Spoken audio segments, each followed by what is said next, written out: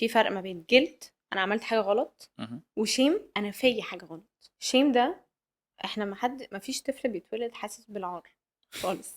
اوكي. مم.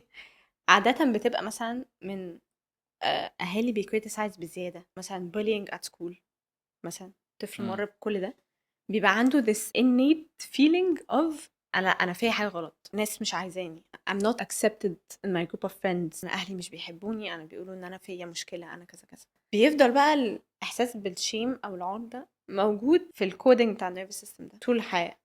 فبيحسوا ان مهما عملوا it's not enough. اي حد بيتكلموا معاهم عادي their nervous system shuts down. يعني مثلا in relationships زي ما قلت لك avoidance they feel a lot of shame. لو مثلا their partner جه قال لهم انا بس الجمله دي ضايقتني او حصل كذا كذا، هم هيحسوا اللي هو لا، هو هيقفلوا على نفسهم. the nervous system shuts down.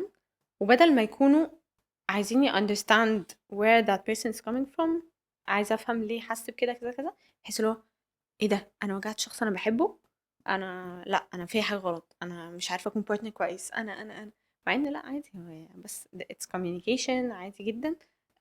هيبقى في repair والموضوع خلص. مم. بس lack بقى of repair ده هو اللي بيبوظ كل حاجه.